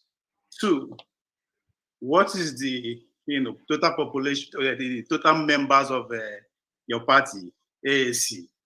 I mean, if APC is claiming about 43 million membership, PDP is also laying claim to thereabouts, and easily claim 30 million as a winning vote come 2023. So I'm interested to know what is your party, knowing that you are so vying for the same position. All right, thank you, Ovie. Let's get Peter. Sowore, do you want to get the two other questions and then? Yeah, his question is, let me just add. Okay. Say that power brokers in Nigeria, as we know them, will have no problem with someone who is a lackey of the West, if that's what you're suggesting, because they are themselves former CIA agents, lackey of the British and American government. What you refer to as grants or donations from grant-making agencies are things we applied for. I started Sowore Reporters on my own. I didn't, with a laptop, $600 laptop. I've said it everywhere. And I was at the point when we needed to expand that these opportunities appeared, or have always been there, in the American system, that we apply for grants. You understand? Grants are not limited to media agencies alone. If you ever attended a university anywhere in the world, probably you have benefited from a grant. From Ford Foundation, from Media Foundation, or all these billionaires who give out money to universities. So grants are not new as means of expanding the frontiers of freedom. If someone says to me, I have grants to help you develop the platform so that more people can reach you, and the conditions are clear, you apply for it, you get it. It's not a crime, in my view. But to link that with power brokers in Nigeria, you're wasting your time. There's no power broker in Nigeria that cares about where you get your grant. They don't even apply for grant. They steal directly from the Nigerian treasury. They loot it. I wish that they apply for grant. But in addition, they actually apply for grants. Bill Gates gives huge amount of money to Nigeria to eradicate polio. That's grant money. They loot it to the point that Bill Gates at the point stop giving them money because they can't even explain what they do with the money. So just put that aside. It's nothing new. As society evolved, we all apply for grants. And I don't know where you're calling from, but probably when Ghana, Atlanta. probably during COVID, you got a grant that you didn't apply for. Yes. No, that church give you full job. Exactly. So maybe church is grant. I work with the Catholic Charity. The Catholic Charity gets a lot of grant from the U.S. government to resettle refugees, to feed people. Well, I mean, but you understand where I'm coming from when you have this. I'm also expanding your knowledge base about where grants come from. The grants that is used for the kind of thing you are suspicious about, they are never announced. If the CIA wants to fund me or want to fund you to do something in Nigeria, they won't ask you to apply for a grant. They'll come to your house and give you a huge amount of money. They don't have budget for that. And they will ask the embassy to give it to you. Nobody will ever account for it. But anything you do, the reason why you know that I applied for a grant is because it's open. You can Google and know where I got the grant from. Go and ask how Nigeria operates. By the way, the Nigerian government also recently gave Afghanistan a grant. You can't believe that. Okay, all right. We have so many people who want to make sure that they get a chance. Okay, that's enough. Shall we go to the next person? And let's go to the studio is filled up. Peter, ask your question, please. Make it less than 30 seconds so that we can get as many as possible. We have less than 10 minutes. Peter, are you there? Peter, can you turn on your audio if you're off? Okay, go ahead, Peter. Are you hearing me? Hello. Yeah, we can hear you. Are you hearing me? Okay. Good evening, everyone. Good evening, Mr. Sowore. It's a pleasure for me to speak with you today. I'm calling here all the way from Italy. Yeah, I'm calling you all the way from Italy. Yeah. So my question is this. Let me go straight. Mr. Sowore, what makes a good governor? That is my number one question. Number two, between the APC and PDP, who do you think is more better to a man as a better candidate? Then number three, my last question. No, Peter, sorry. We have too many people. We don't have enough time for. So, Peter. Yeah, let's solve the problem by saying that Father forgive you that you are trying to choose between PDP and the APC. These two parties are one and the same. It's the only party, Nigeria is the only country where you can go to bed as PDP and wake up as APC the next day. They're not different. You understand? So, but you ask an important question: what makes a good government? Which is the government that cares about, the well-being of the citizens, that actually ensure that people like you and I don't suffer. I'm sure you found yourself in Italy, not by your own design. You were probably running away from Nigeria, and somehow you ended up in Italy. It happened to me too. At the point I left this country, I went on self-exile for 20 years. The day I came back, Nigeria followed me from the airport and put me in detention, put me in jail. You see my nose here? They broke my nose in the middle of the night. They shot me with a riot gun, daytime in Abuja here. And people were arguing that I was not shot, that I was the one who shot myself. Nigeria, there's no country like this in the world. So please don't be making the comparison between PDP and APC. It's just like comparing kidnapper and armed robber. Both of them are the same. They commit the same level of atrocity. All right. I have to remove people who already asked questions so that we can let new people in. If we can, we have less than 6 minutes. All right. I will come to you. Who is next? Ifeju, ask a question. Make it 30 seconds, please. All right. Yeah. Thank you for the opportunity. I want to ask Omoyele. you appear Go to be ahead. both the chairman and the presidential candidate of your party. That doesn't sound democratic. Also, we all want to make an impact on our country. Is it only by being president you can make an impact? Thank you. All right, thank you very much. I'll answer your last question first. For 30 years, I was making impact by not being anybody. I was a non-entity. Chido Numa can testify to that. Rudolph can testify to that. We're busting our, behinds. I don't want to use the words, just trying to make impact. With publishing reports about corruption every day. Chido Onuma was one of my leaders as a student union leader in the 90s. We're confronting the military. We were getting arrested, beaten up. We didn't want to be president. But it got to a point where we realized that if you don't step out of your shell, you are just going to be managed by morons and non-entities. So it's not by my contesting for president was 2018. But before 2018, I was student union president in 1993. From 1992 to 1994. I was following Abiola. I was fighting for democracy. I was going to jail. I didn't expect anything. But each time we finished fighting for democracy, morons took over. So in 2018, I decided that let's push them aside, bring people with ideas into government. And I opted for president because I know that the best place to make the impact is the presidency. You can go to the Senate all you want. You can be a local government chairman if that's your aspiration.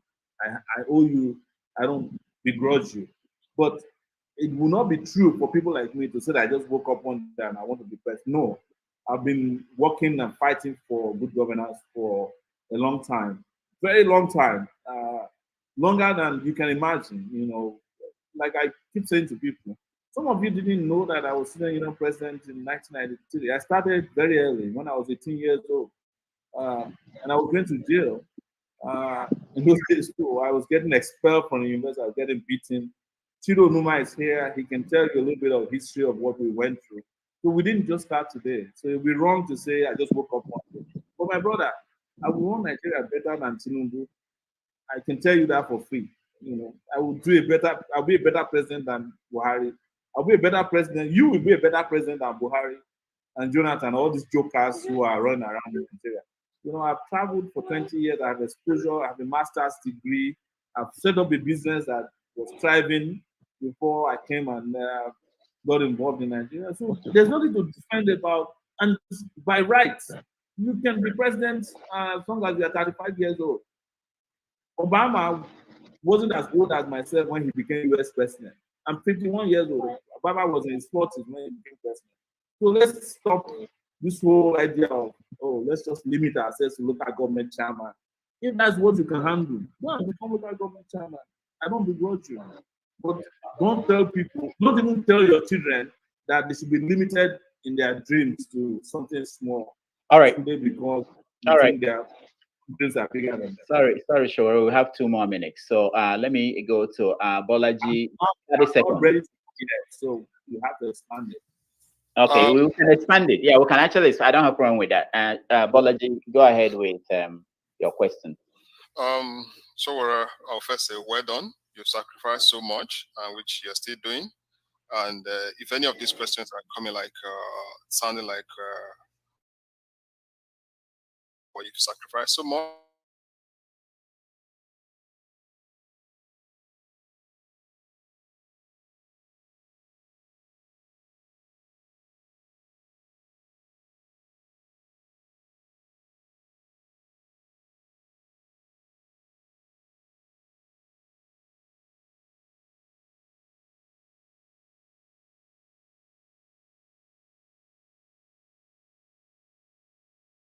In South Africa, I've made this assertion quite some time on this platform.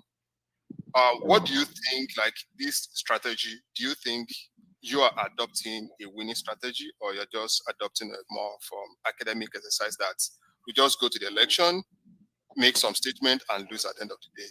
Do you think there are some things to learn from Malema, for example? If you see the way they are coming gradually, they are taking over the country. If they continue this trajectory, maybe in the next 2 or 3 elections, there's a possibility of them taking over South Africa. Okay, all right. Let's get two more so that you can take them together. Paul, your question, please. Okay, yeah. So I don't really have much question. So Sowore, I know you have two strong constituencies. Your constituency is pretty clear. We know it's more about the youth, the Nigerians in diaspora. On that part, the Nigerians in diaspora can't vote. I feel for you on that part. Then the second one, the youth, the youth that I call the educated youth, those ones in college, precisely in campus. But during election time, the schools will shut down. What do you do? What are you doing towards that? To try to do everything within your reach so that school section will be on during election time. At least on that way, you can get votes. All right, thank you. Mr. Bless, yeah, please, can you ask your question? Okay. Good evening, Mr. Sowore. Thank you for the opportunity to speak on this platform. Please, I'll ask just one question. What's your plan for uniting Nigeria if you become the president? All right, thank you. Let me take the questions, or do you want to? Okay, get them then. Yeah, get them first so that we can maybe if we have time. I love this. I love hearing about Malema in South Africa. But you know what it tells me? It's like when you're a child, and you always tell yourself that the soup of another mother is sweeter than your mom's soup. You know, like the other side is always greener. You know, but I tell you, if Malema comes to Nigeria and he has to deal with Buhari, he will not survive 2 weeks in this country. You know, do you hear what Malema says every time? Do you know what he does to the president of South Africa? He will go to the parliament and call the president a thief. And nobody will arrest him because South Africans have fought for their freedom up to a point where you can't just take it away. Is it not the same thing I'm doing here? I call Buhari a thief. The next day, DSS is in front of my house. They are beating me. They are breaking my nose. You know, the worst thing they do to Malema is they throw him out of the parliament, right? And then the next day, the guy is out. He even talks down on judges. Have you not seen some of his videos? Can you do that in Nigeria? You can't. But we do that here. If Malema were to be here, you will be calling him a coward. Because he would have gotten to the point where he can't get out of his house anymore.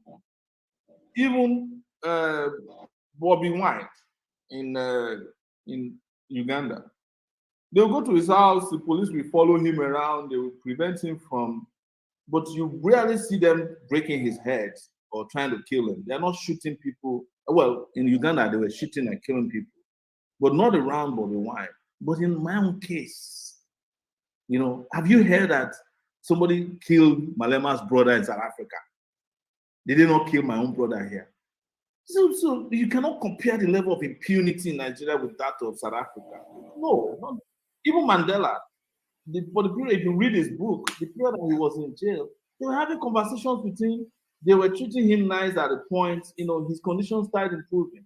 To the point at the point where even when he was in jail, they were driving him around at night to see South Africa. Who does that to me? They come to my events with knife, trying to kill me on a daily basis. I am not in any way saying that before now South Africa hasn't seen that. Of course, you know what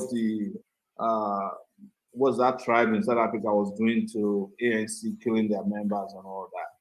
But over time, they have improved. Here, we don't have that luxury, you know, at all. So when you bring Malema up, come to Nigeria and let's practice Malema. Let's go to the National Assembly and call the president thief and make it back home. You understand? Let's go to Nigerian National Assembly. Call Buhari a thief at the National Assembly and try to get home from there and see what happens to you. So don't let us make the comparisons that are not necessary. But even with all that, we have been able to mobilize people to a point where young people can stand up for themselves. Do you know why NSAS happened? It was because we mobilized for it. It was because people like us took the risk that is unusual. You know, these positions of we are sitting on Bolaji, I used to sit in that position in the US where I just wonder why people are not more aggressive, or they could do more things.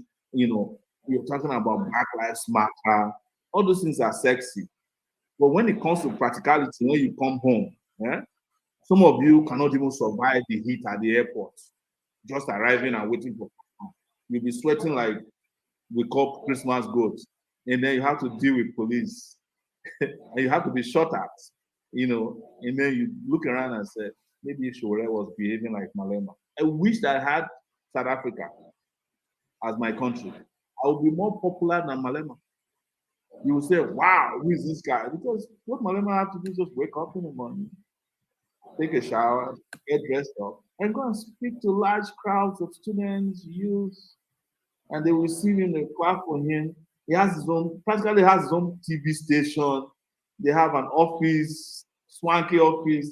If you put up Malema's office in this Abuja, wallahi, the next day, if they don't burn it down, call me a bastard. You know, you can't even find a landlord who is willing to give you a house in Abuja to practice what Malema practices in South Africa. Beyond that, Malema gets a grant. His party, the EFF, go and check, gets a grant. Somebody was talking about grant earlier. For the South African government. If you're from South Africa, you would know this. They get an amount of money from the South African taxpayers as a political movement. You must give it, whether you hate what he says or not, you must give him that money. Who is going to give me money for abusing the government here? So, and with all the things that Malema is doing, you go and look at what the media is doing to him in South Africa. They accuse him of all kinds of things. They go and check into his, what's it called, garbage bags. They check what he's smoking, what he's drinking, and all that. All the scrutiny are there. So all countries have their own challenges. Mr. Bless, you asked me, how do you intend to unite Nigerians?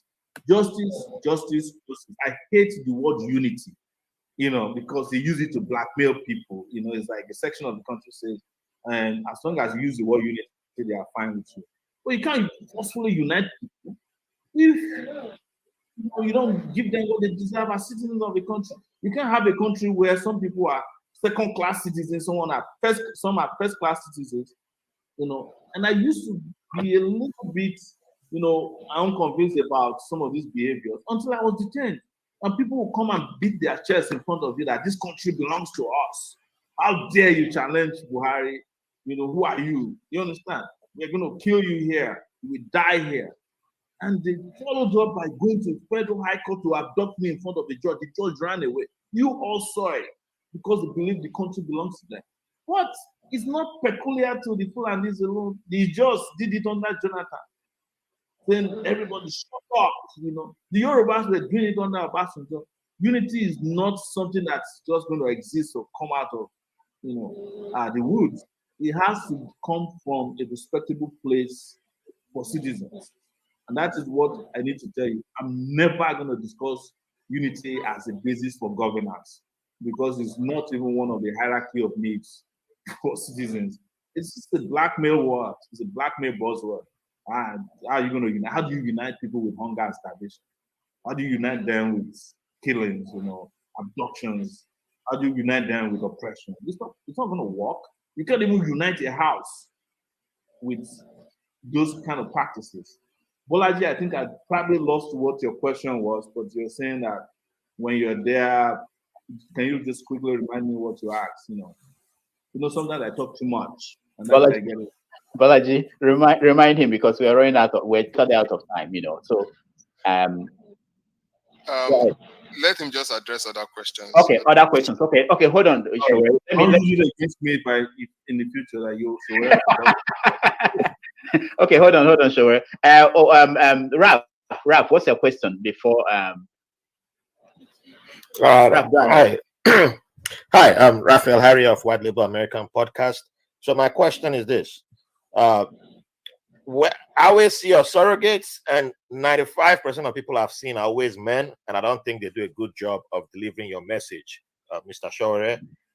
So where are the women, and what roles do women play in your movement and campaign?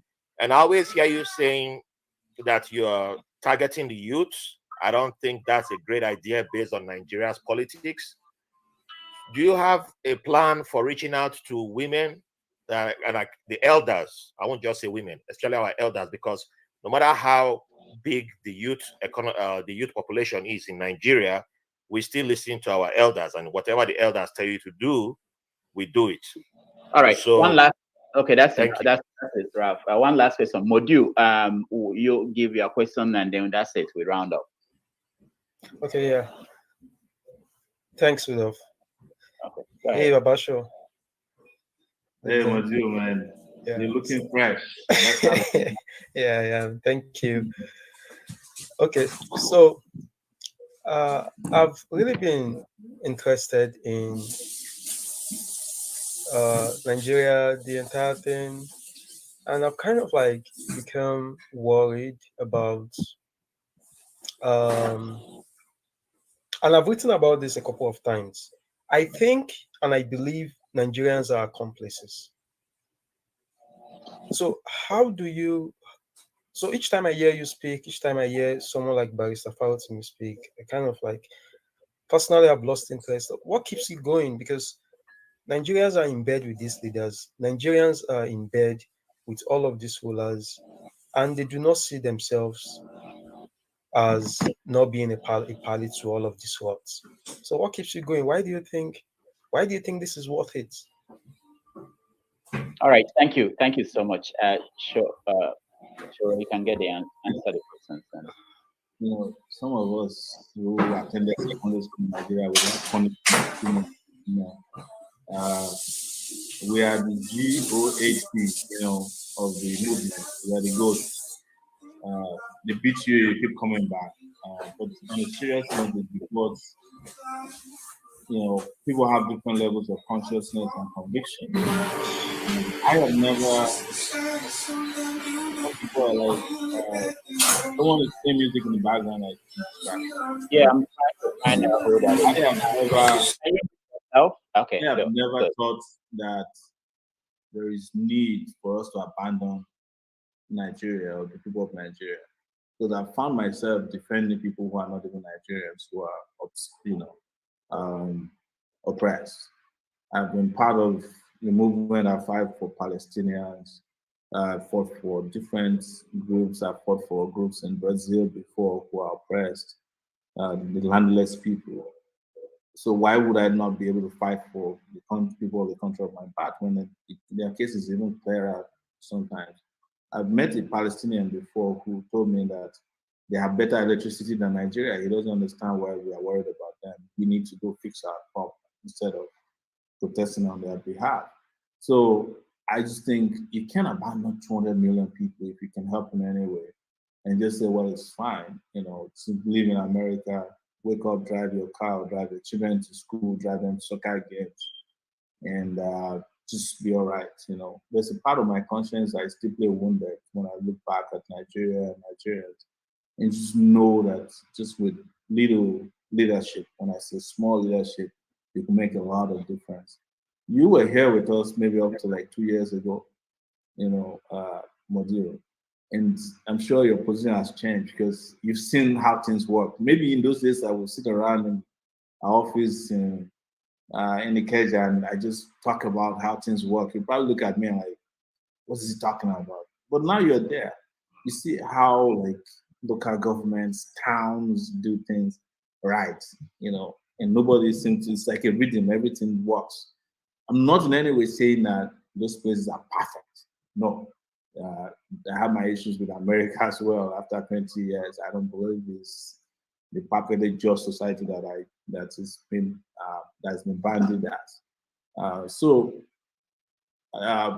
sometimes honestly don't know what keeps me going, but I know I keep going, you know, and I'm not sounding haughty or trying to be finicky, but there's just a part of my my system that can't stand injustice, and I think that's what keeps me going.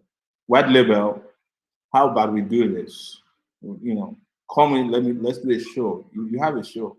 It seems like you're a broadcaster. We can do a show. But you said that we're trying to maybe we're not reaching women enough. I'll tell you, it's tough. You know, women in Nigeria are still very oppressed. You know, it requires a different level of mobilization to get into the barricades. But they're also doing a great job considering their circumstances. We see more of younger females these days who are coming out. But the older ones, the elders you talk about, are always pulling them back because they have a way of labeling women who are politically involved. You know, they call them prostitutes, and they call them too forward. Our society is still largely a very rapidly chauvinistic society. You know, you don't have that luxury of like, my daughter is 15 years old and she's based in the US. The kind of questions she asked me, I don't think a 15-year-old daughter here can ask their parents. She'll challenge me, you know. She'll say things, you know, and Rudolph has a young daughter as well. Rushido has a young daughter as well. We all have these people. They can't do that here. If we're here, you'd be like, eh? You just do and they'll disappear. Like, but you can't do that here. So we must first the job of getting females to come out and be bold police play is like twofold. First, you have to break the yoke of oppression that's like natural against them. And secondly, you have to move them to a level of consciousness. I have said it, I don't know why Nigerian women are begging for percentages. They have more numbers, voting numbers than men. But they still have been conditioned to believe that women are not supposed to be leaders. In Kaduna, somebody told me yesterday there was supposed to be a deputy governor of Kaduna who is supposed to be the next governor. And the religious leaders in Kaduna met with El Rufai, according to this story, and said, we cannot accept a female president in the north. And it's not just people, it's not just religious leaders in Kaduna, it's religious leaders in the north. They said it's not happening here. But ask yourself, why hasn't there been an elected female governor in Nigeria? No. There's only Etiaba, one woman who inherited, like, I think a short term from a governor, I think in Anambra. That's the first. Because our society is rapidly chauvinistic. As per youth, trust me, we have been carrying young people along, but I addressed it at the beginning. These young people have to deal with other issues.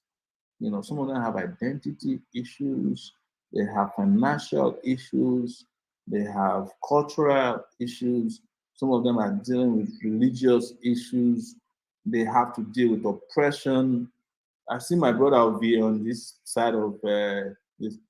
You cannot wear your hairstyle to Kano. Somebody's going to grab you on the street and shave it and shove it down your throat.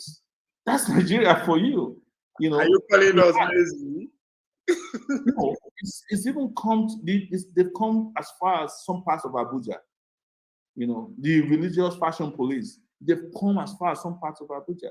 If you wear, but even those who are not religious, the regular police sees you wearing this, you are automatically a Yahoo guy who must be arrested, beaten up, roughened up because of your hair.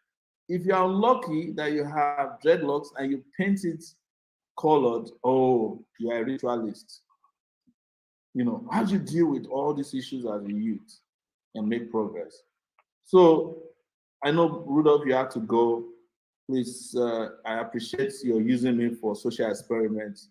You know that if you are able to get me, other presidential candidates will come, but I know of 3 of them that will never come to your show.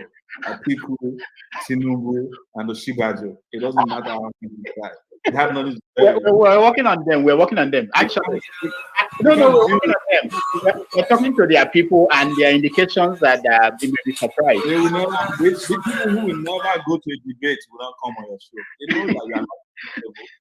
No, we are making promises. But thank you so much. Thank you very much, Sowore. Just one last question before we wrap up. We're way out of time. Considering all you know and looking at the situation in Nigeria, do you think there will be elections next year? And then finally, will you probe, if there are elections and you emerge president, will you probe the current regime? Oh my God, I will probe the regime quickly up to 1960. You know, I'm not lying. People ask me not to say it, but I'll say it. I'll probe everybody. Everybody has stolen this money will be probed. You know, even if it's just for historical reasons, so that will change the trajectory of our history. I will. and I'm not afraid to say that. As to whether there will be election next year, I think so. They always capitalize on that doubt to reduce the number of participants in the election. If one state votes in 2023, they will declare a president and ask the rest of you to go to court. And you know the courts have, the judges are their own, you know.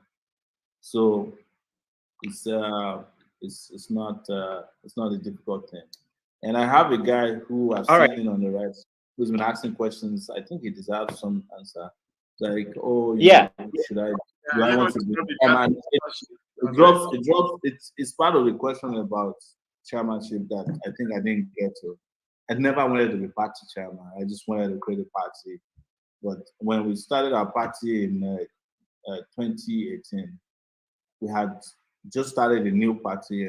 We had no time, and we met in Lagos. It was live streamed, and we decided that we should keep the party executives as they are, because we knew the government was trying to infiltrate the party. And after the party had its primaries, I kept asking everybody, because Rudolph knows this part of me. I'm a reluctant leader in terms of managing, things that I believe in. I believe in democracy to the point of party democracy. Are you willing to work with Sheung with his movement, MOP? I hate to say it. Sheung is my person. Sheung is my person. Sheung is my person. I work with Sheung, and I'm willing to work with anybody who believes in. Yeah. But if you ask Sheung today, he might tell you he's not even interested in election. He's my good friend.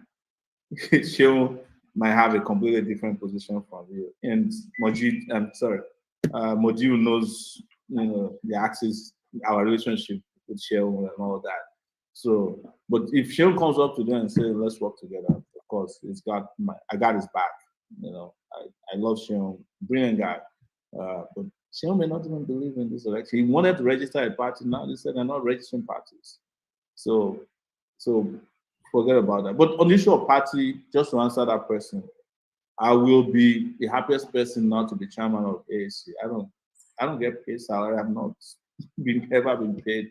Never spent a dime from party account before since we established the party. Even though I'm the founder of the party, we use our money. Malcolm, myself, Leke Otunoga, we raised the money to establish the party. Never spent party money before. The money that I spent for my presidential election, you can confirm this from any party member, was money that I raised on my own through GoFundMe and the Zenith bank account. And I've explained it to the public. Never spent party's money before. Never. So, and they know this, but the question that since you ask is the guys they tried to use to hijack the party have been in charge of the faction of the party they are controlling. They have never produced a single statement of accounts. And they have been in bed with PDP. They collected $100 million, naira from Wike in 2019. Collected 10 million naira from Odiri a PDP candidate in Bayelsa. Collected 5 million or 10 million naira from this Kogi government. These are guys who are doing deals with a party we established, But that's Nigeria for you. Those ones are normal. But those of us who are providing accounting, we are treated as, the pariahs. But that's Nigeria for you, So, all right. I guess we forgot to address my question of what are you doing towards the students in campus that register to vote in campus, but during election time, the whole campus will be closed down. And that way, it may affect your vote. What are you doing towards that? At least I need you to throw more light on it. Students who are registered to vote don't need to vote on campus. You understand? Yes, I understand their polling units might be on campus, but most students are smart enough to register to vote in their home states or cities or towns or villages because they've understood this over time. The question you should ask yourself is, do a lot of students actually go out to vote on election day? And that's the problem. The elites don't vote. Even if they have their PVC, any little thing, they don't want to go to the voting polling units. It's a question, do they vote? If students were to vote, nobody can defeat their candidates. Nobody can win against them because not only will they vote, they will stand by their votes. They're stubborn enough They're radical enough to stand there until the votes are counted. You can't, I was a student leader for a good number of years. I know how students operate, but the reason why they close down campuses is not because they don't want students to vote. It's because they don't want the campuses to be used as a space for mobilization for radical candidates like me. I mean, I was passing at DME College of Education or at DME Federal College of Education the other day on my way to my village. The students came out en masse and they forced me to address them on their campus. The government don't like that. They were panicking for the 5-10 minutes I was on campus because they know that more students would ask for me to come to campuses. But today, it's very difficult to get into any campus. All right. Sowore, thank you so much for spending this almost 2 hours with us. It's unusual. We've never exceeded 90 minutes. They were trying to switch it off. I was begging them to let us go further because I like this interaction with our viewers and you. We appreciate your time and we wish you all the best in the upcoming election. I will say this to you, Dr. Diamond, if I become president, you are not getting a ministerial position. That's okay. I have no plans to come and be a minister, so don't worry about that. What you want to do, you better come home now. I have no plans. It's not in the agenda. But thank you so much. Thank you so much. What about those of us who have known you since your kindergarten days? I can make you minister of something. When you get there, we'll discuss that. I trust you. You get something big, All right. Thank you, everybody that watched. Thank you everyone for coming. I appreciate the interaction. Thank you, and talk to you guys soon again. All right. Thank you. And thank you all for watching and joining us. And those that left comments, we appreciate it. And those that donated, I think I saw some people donated some money. Thank you so much. We appreciate that. We'll see you next Sunday at the same time. And all the best, everybody. And do remember to follow us on our social